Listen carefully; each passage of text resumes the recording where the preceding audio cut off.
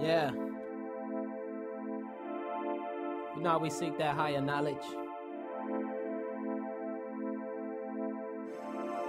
Only the ignorant can't relate. We just kill them with love instead of hate. That's what it's about. We are Moors.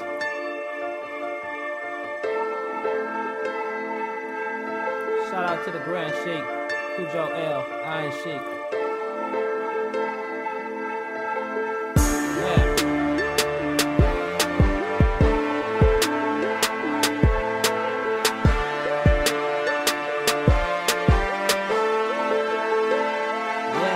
We are Moors. Heard what I said? Circle 7 snap back, not just affairs. We are Moors. You heard what I said? Blue, white, green flares, not just red. We are Moors. Heard what I said? What you just said? This is what the prophet was talking about. The streets and the highways being filled with turbans and fezzes. Right. This is what this is right here. Here we are. Yep. Now they're the ones who are the minority, so to speak. Exactly. Both connotatively and figuratively. At the capital too. Huh? At the capital, too.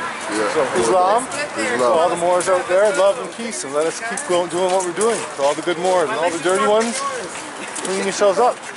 Islam.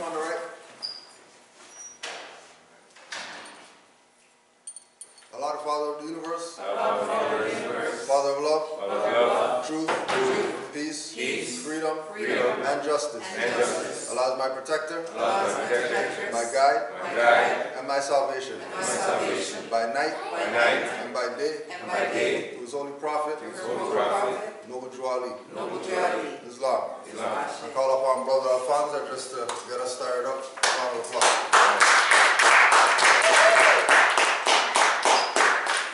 Islam, family, we're here again. Thank you for making a trip out to our territory. And we want to thank Cujo and all the masters from Canaanland for coming up here and showing us support and bringing us light to the people of this region. So to start off the gathering this afternoon, we have Mr. R. Clark.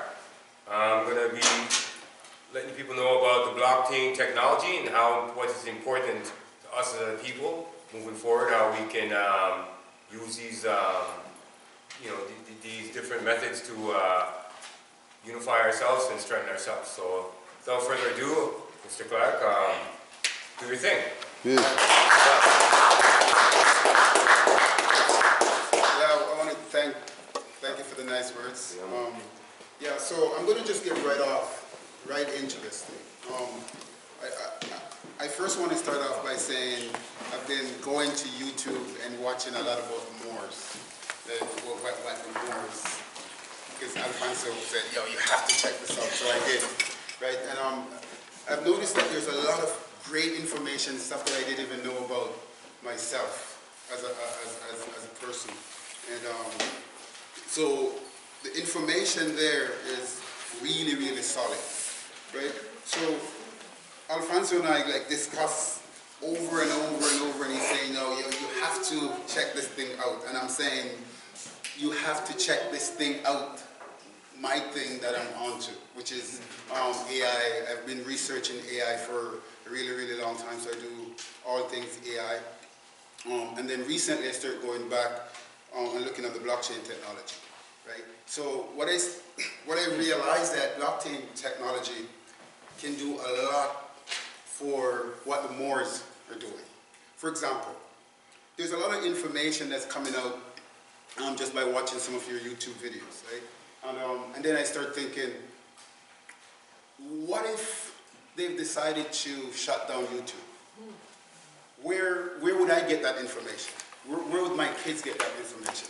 What if they push the information that's coming from the Moors so far down the list of the search results so no one can find it? Or they distract you so many times while you're trying to get this information, right? Not because the world is open and free right now, it's going to remain that way. Especially if you're putting out information that's empowering people, right? So I started looking at blockchain technology and say, okay, how would this actually help our people, right? A lot of people, when they talk about blockchain, they usually think about one thing, Bitcoin, right? Bitcoin is less about money. It's less about the transfer of funds from one place to the next, and it's more about three words, or three phrases. I put it here, I said, it's more about access, participation, and the removal of the middle person, right? So how does it do that, right? Because I've made three very strong statements, that it's about access, right? Participation, and removal of the middleman. But we've been trying to do these three things for years, unsuccessfully. Recently we have YouTube, but all of a sudden they start saying, okay, you're fake news if they disagree with your story, right? So what I'm going to do right now, I'm going to just kind of go through really, really fast because I don't have enough time to go through the entire thing, but I will give you enough information on this topic so you can actually talk to anyone on this planet like in a knowledgeable, informational way. You're coming from a point of knowledge, not a point of knowing or believing, right? Believing there's like, I'm not quite sure. I want you to know, right? So let's start off with one thing. Why is blockchain technology important?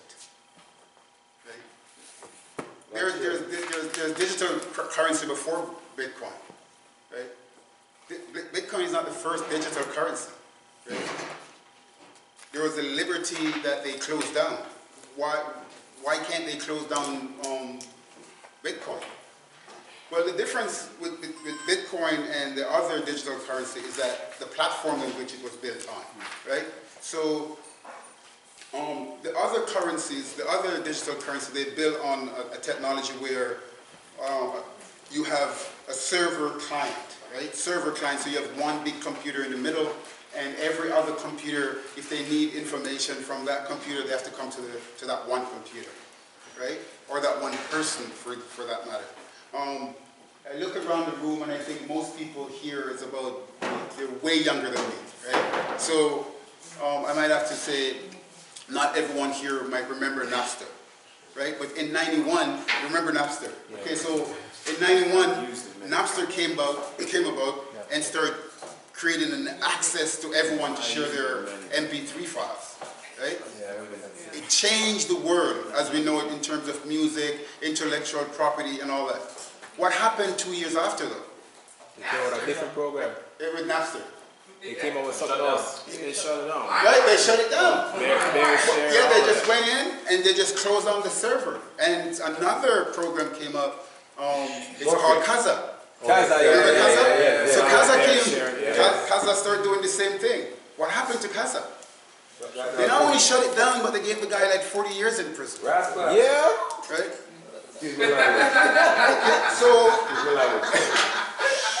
Right, because what he did was he started giving access and participation and removing the middleman.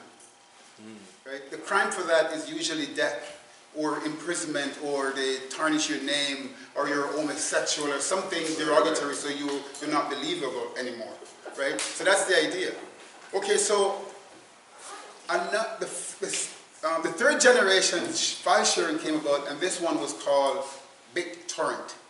Yeah. Oh yeah. BitTorrent is still here today. Yeah. Right? BitTorrent is still here today. Yeah. Kazaa is not. Right? There's no Kazaa.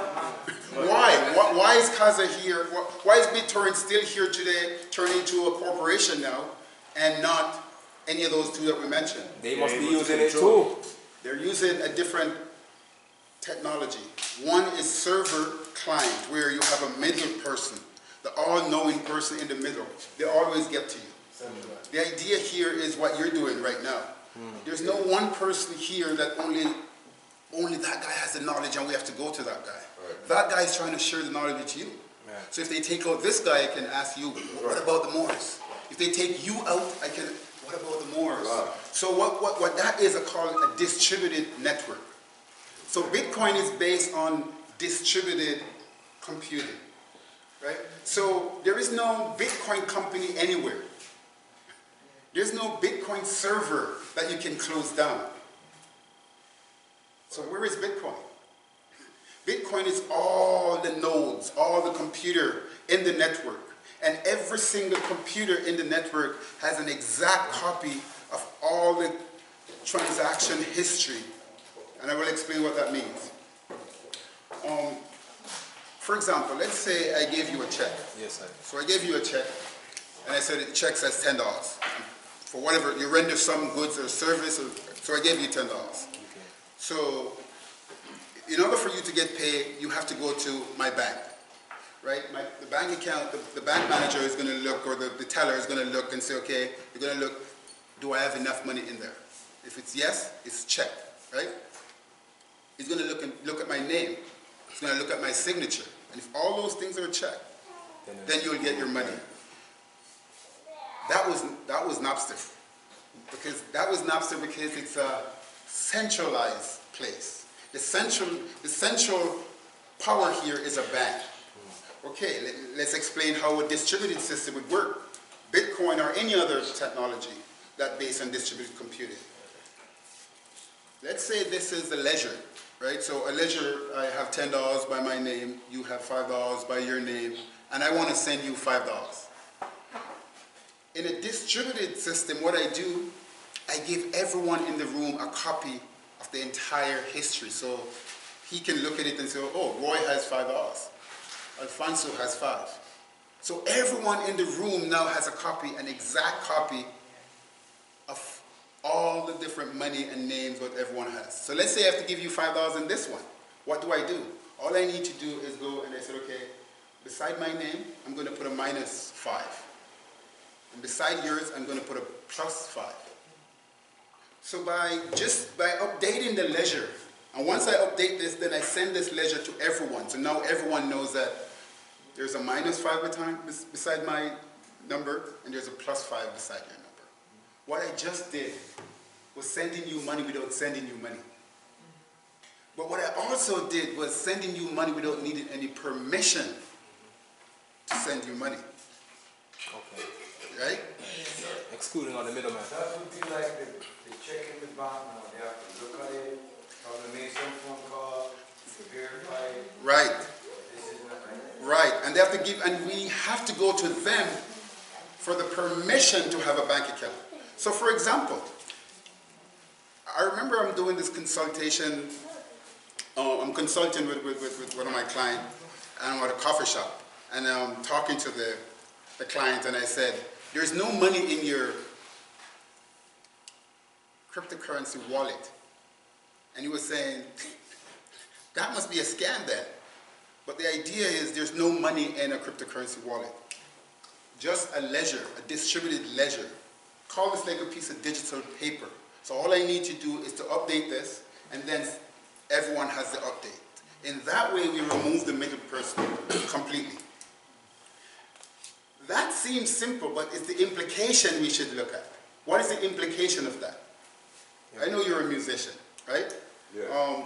I've been performing for years too, right? For 20 years now, I'm a performer. I have my songs, I created my songs. Now I need to prove that I own this song. Right, right. What would I have to do before cryptocurrency or before the blockchain or before Bitcoin? I need to go to SOCAN. Okay. Yeah. I have to go to SOCAN as some other intermediary, some other middle person to justify that my creation is mine and I have an ownership. And to do that, they'll take a cut. On a blockchain, all I need to do is to put that on the blockchain. And because I put it on the blockchain and everyone else get a copy, now everyone knows that it's mine. So you'll be asking, why can't the NSA or the CIA just go and change it? They can hack into it and just change it. Well, you can't do that either. Because the word cryptocurrency comes from cryptography. So the system itself has the security. And there's one other thing in cryptography, one word that we have to remember, and it's called immutability. I know you guys are into etymology and all that, okay? So, right? So you can look it up. And we shouldn't be afraid of cryptography. because it was invented by us in Egypt. Correct. The first cryptography that was ever invented or ever used, it was used in Africa, right? And then we have what's called the Caesar cipher, eventually in Greece, right? But we invented that. So the idea for cryptocurrency is that the communication itself is encrypted, right? So Unchangeable. how would we use this in say, we need to get every single information right here and put this on a blockchain. If we put all this on a blockchain, no one can go and change anything, because I don't want to get into the detail of like elliptical curve mathematics. It's not necessary for the understanding of this, but it works like this. Once you put something on a blockchain and you digitally signed it, right? Let's say it has 50, it has a lot more than that, but let's say it has 50 different characters, and let's say you go in the middle and you slightly change one. If you change one, the output is going to change everything. There's no way you can change one thing without corrupt, not only, yeah, but corrupt everything else, and everything else before that, and everything all the way up to the first block called the Genesis block. It's not possible. Well, but let's talk how difficult that would be to do, right? Once you go 3 steps or 6 steps, like let's say a person tried, like you put this on, you put that book on the blockchain, and it get 5, 6 confirmation, then it will take all the computers on the planet Earth, right, working simultaneously to reverse that change. And that change is not going to be there forever. As soon as the next 10 minutes, it's going to revert to what it was before, because that's how it works. So what I want to do right now, I don't want to take up too much time. So as he said, he wanted to be a lecture, and I'd much rather have like a conversation, right? So I would much like if you could ask. Come on, anybody have any questions? Feel free to ask the expert. He's here now. I wanted to like start and get into Bitcoin investing. How would I start out? Especially being in Canada, because I did my own research, and like with all the corporate stuff and not being in the States and all the different wallets and stuff, how would it work if I'm living in Toronto? Okay, so let's say in Toronto first thing I would do is, as I said, Bitcoin is one of 1,800 different coins, right? So the only thing we're hearing is Bitcoin because it was the first one. But there's 1,800 different coins. Some is completely anonymous, if that's what you want, right? In Toronto, for example, in Canada, for example, there's no law that you can't invest in cryptocurrency. So what I would do is go to Coinbase. If you go to Coinbase, you use a credit card, or there's what they call local Bitcoin. If you go localbitcoin.com, you would actually meet someone like me who say, okay, how much you need? And I will take the money and I will scan your card or send the money or send the Bitcoin to you, and you have Bitcoin, just like that. So I wouldn't have to necessarily have a bank account or whatever? Well, the idea for cryptocurrency is for you not to have a bank account, right?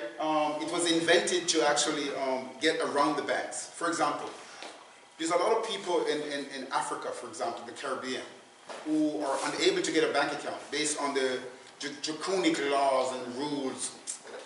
And I said law, and the next time I say law, that guy would correct me, you sure it's law? I said, okay, yeah, but Rules and regulations. yeah, the rules and regulations. For cooperation. Right. So Bitcoin was invented to circumvent that, because there's a lot of people in Africa, for example, who, for whatever reason, they don't want to give bank accounts, because they don't want us to really participate in the global economy, for example. But what it means to give you a bank account if you're in Africa right now, right? Anyone can do this. All I need to do is go on my computer and press 2 buttons, and I will get 2 numbers.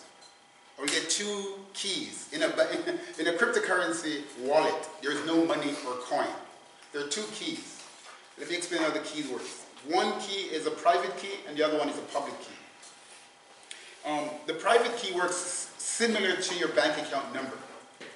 So for example, if you were to give me your bank account number right now, I can go and I can send you $1 million, but I can't take any money out. Because that's how the bank account number works. But if I have your PIN, I have a chance of taking your money out. So the public key is similar to your bank account number or your email address where you can give it to anyone. But the private key is similar to your PIN. But you have to leave the similarity there because it's a shallow similarity. Because the private key can also be used as a pen to digitally sign a transaction. So for example, let's say I have $1 million in Bitcoin and I want to send 5,000 to my friend over here, right? In order for me to do that, I have to use my private key, like the PIN, to digitally sign it. Here's why I said it's a shallow similarity. In a regular pen, if you're doing a signature, when you sign your signature, it has to look exactly the same every single time, right? If it doesn't look the same, that's not your signature.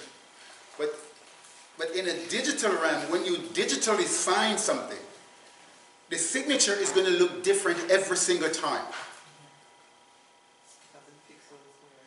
Well, because the private key, what it's doing, it's only the person with that particular private key can sign that transaction. Only the person who has a private key of my account can sign the transactions that I'm going to give him $5,000.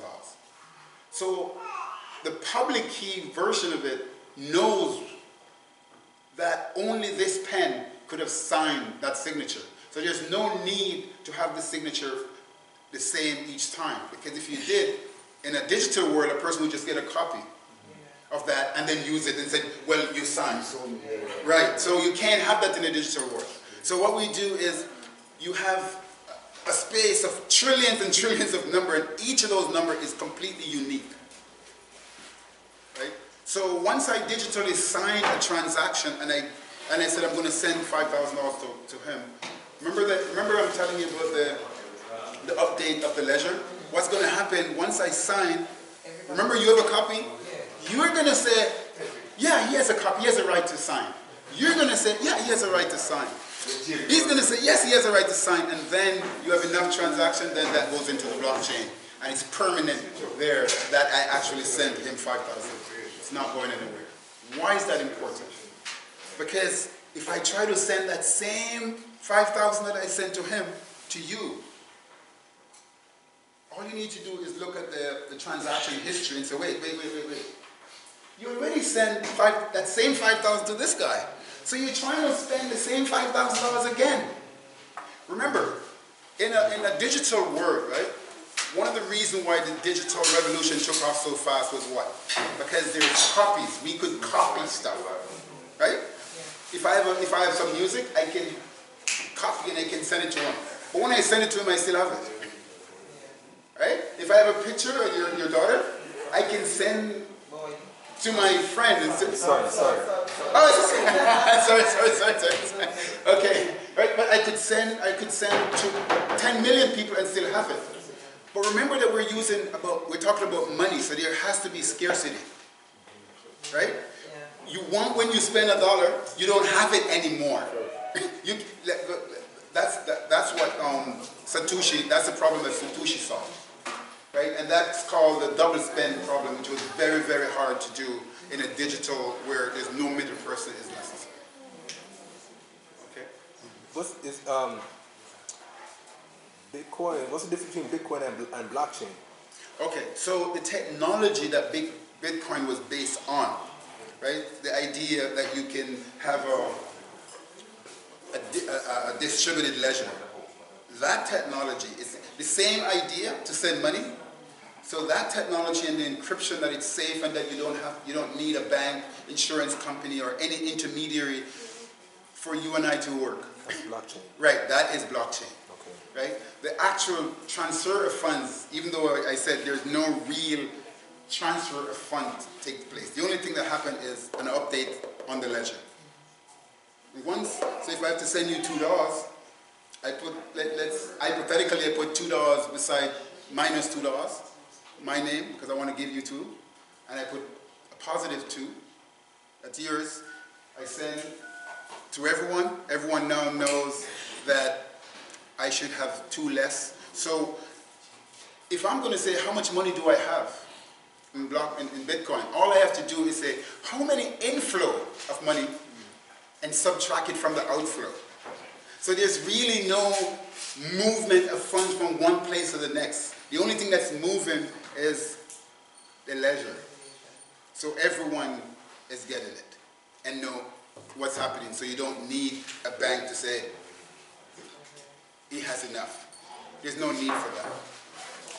It's a game changer, right? So what if there's no people that can like hack or something, and like, what if I had like 1 million Bitcoins and I gave my hacker friend to hack and make me another 1 million Bitcoins?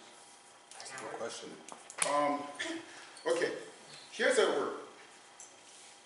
There is what we call digital scarcity. So the hacker can't really hack and break the digital code. There's people are trying to do that for years, but it doesn't mean that they can't get your private key. Well, you said it changes up every time, right? No, the digital signature. Yeah. No, the signature changes. The key stays the same for that particular account. But you could have millions of different accounts with separate private key, public key pairs. Here's the important thing though. Cryptocurrency, you can lose your public key. Let's say you have the public key, right? Your account number, you can lose that.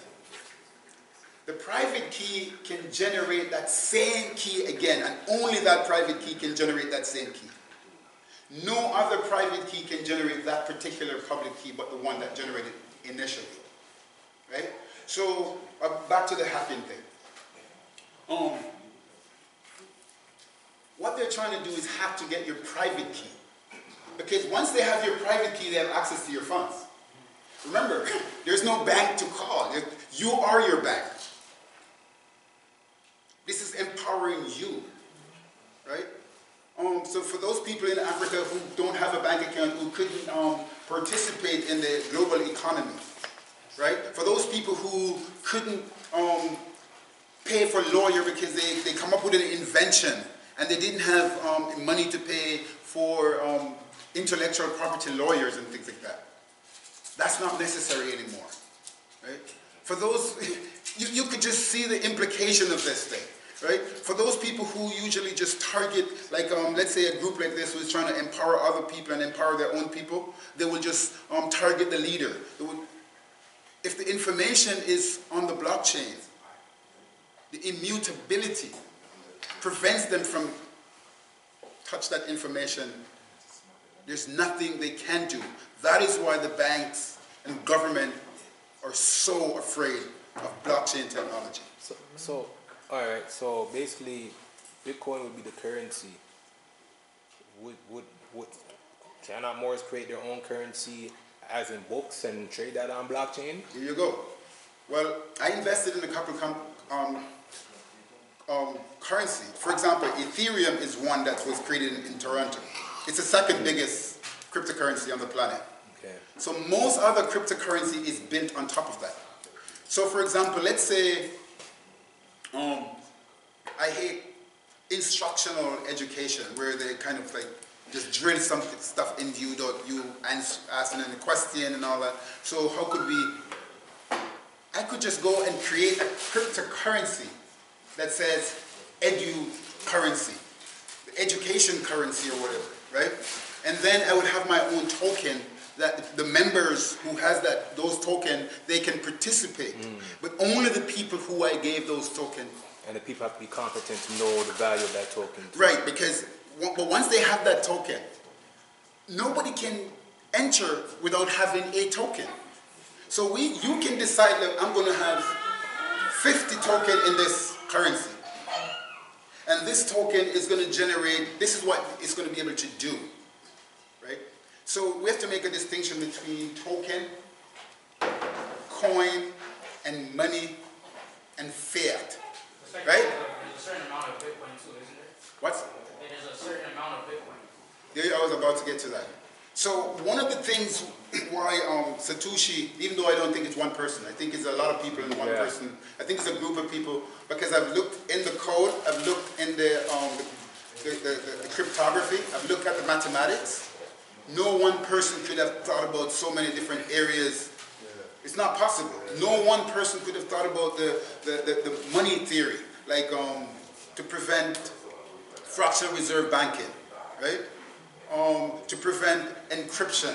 Like, there's just too many things, no one person can be that smart. But I do think it's a group of people because back in 2000, there was a group called the cyberpunk. There was a cyberpunk movement, right? Whereas a group of people used to discuss, they're hackers, they're economists, and they're all against centralized banking, right? That's why this was created, to circumvent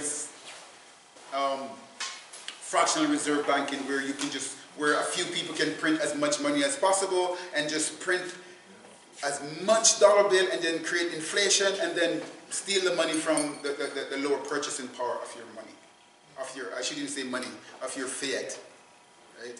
So when we talk about Bitcoin, when you say coin, Bitcoin is money. But some of those coins are not money because it wasn't meant to buy stuff. It's called utility token. It's used within that currency. Like if we have this, for example, we would have a token that if we need to go to Toronto, right?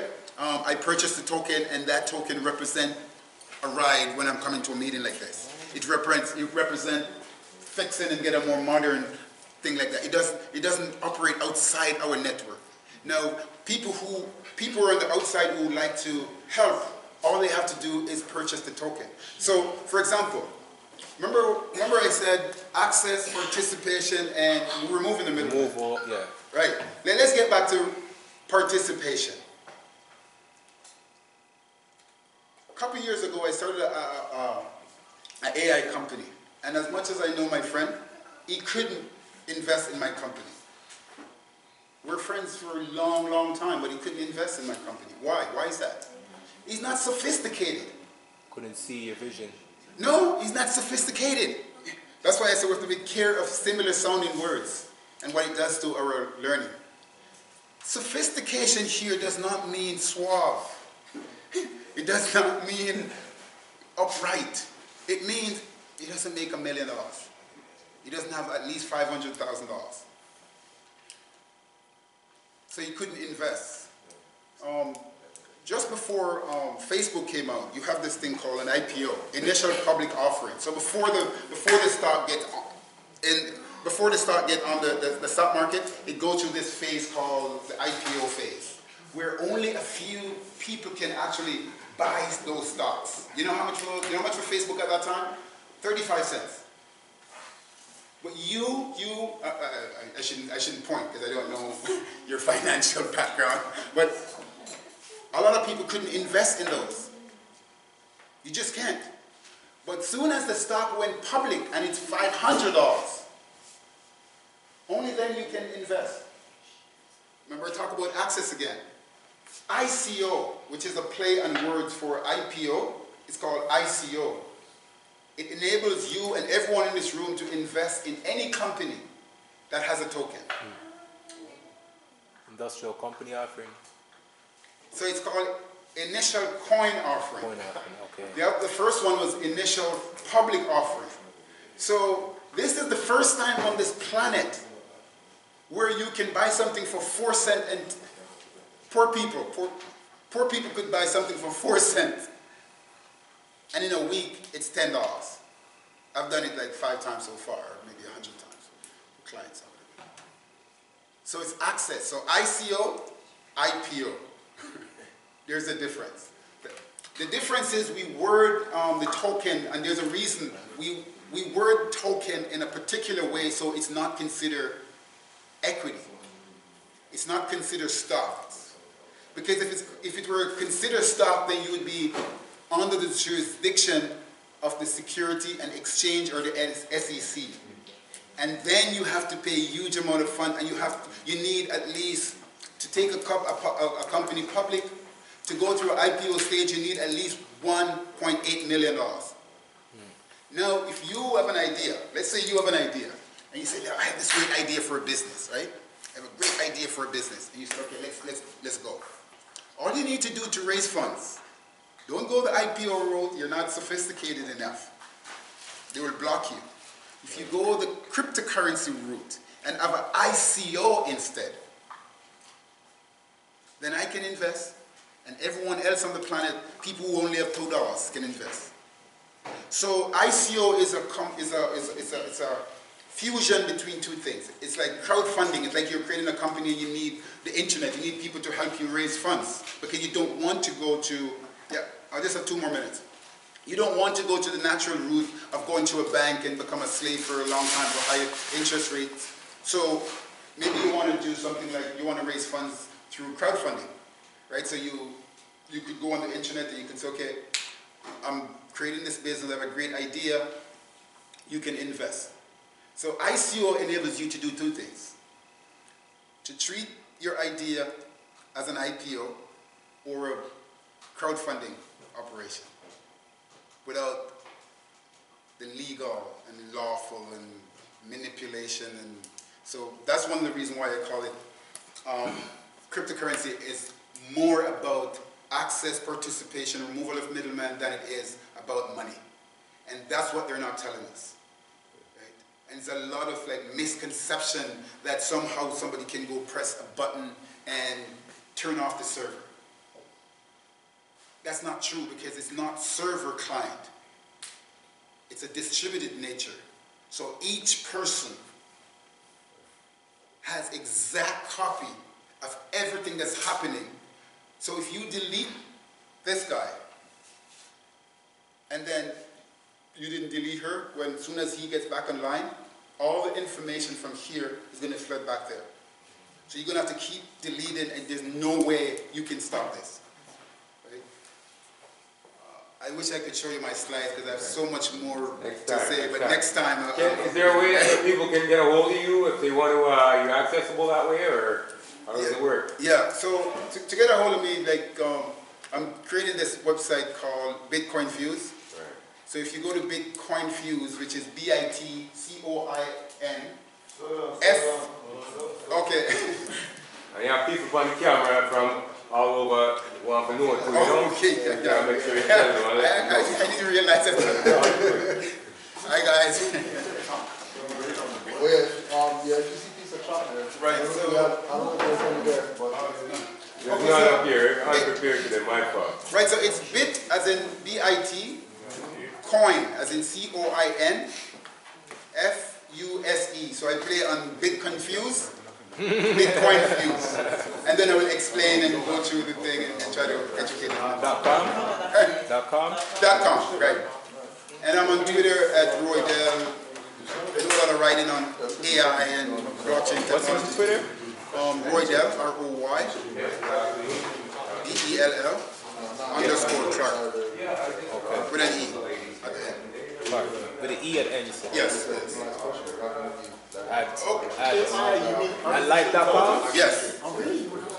Yes, I do everything artificial intelligence. Like for example, big data.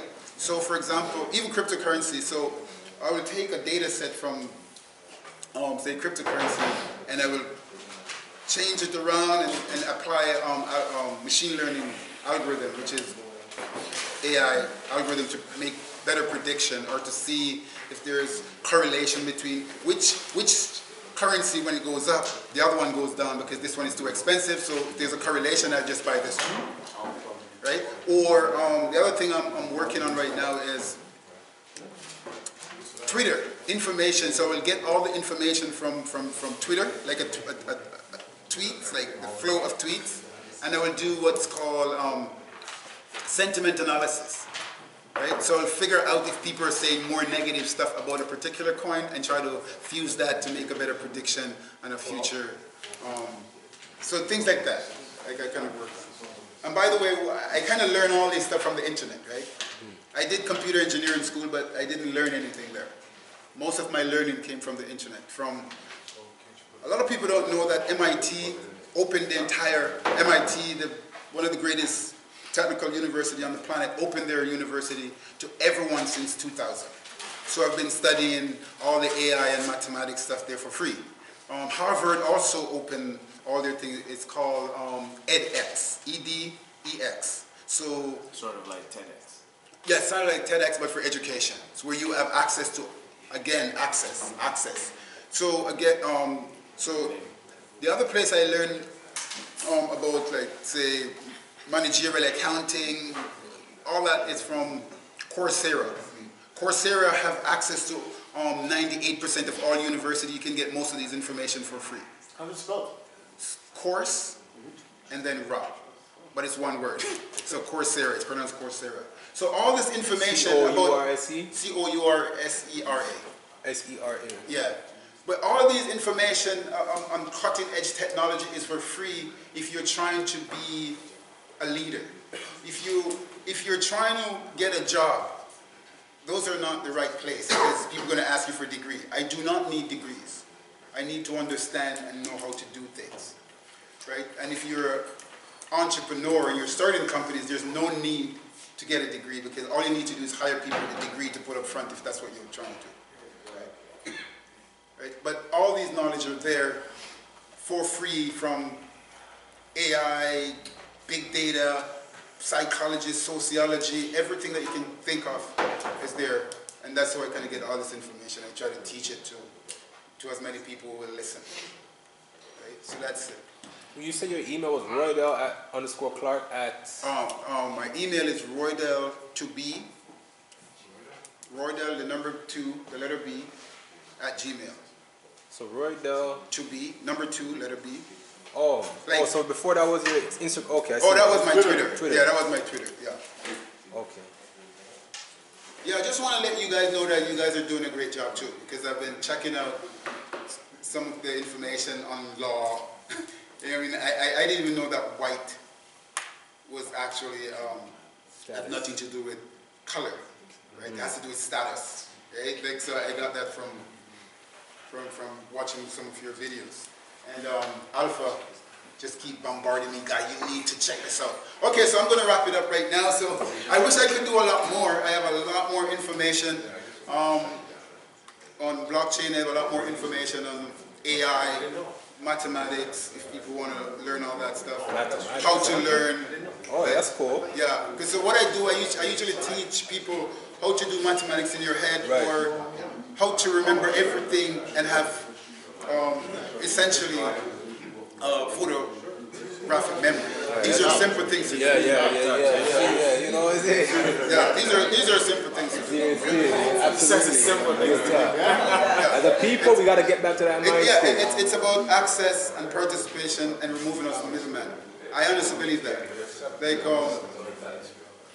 even some of my password and all that stuff, I remember all of them. I don't need to write anything down if I don't. But these are stuff that I teach to people who believe that they couldn't do it. And then in 2 weeks, they're remembering everything, long numbers. So it's essential. It's just that you have to just know how. All right, guys. So thank you for listening, man.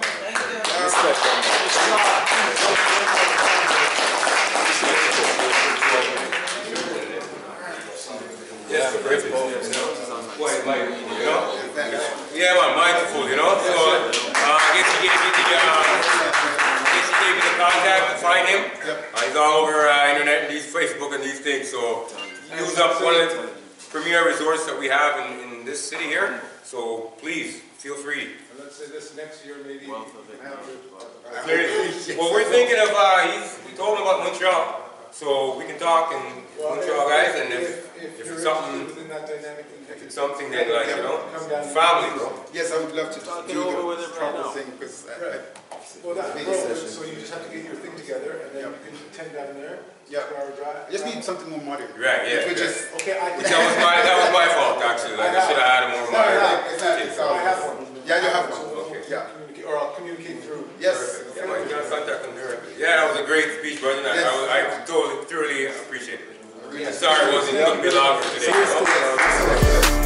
Heard what I said, circle 7 snap.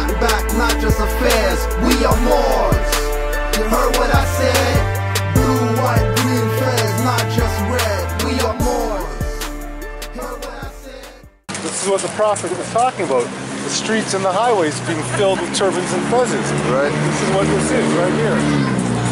Here we are. Yep. Now they're the ones who are the minority, so to speak. Exactly. Both connotatively and At figuratively. the capital too. Huh? At the capital, too. Yeah. So Islam, Islam. to all the Moors out there, love and peace, and let us keep going, doing what we're doing. To all the good Moors and all the dirty ones, clean yourselves up. Islam.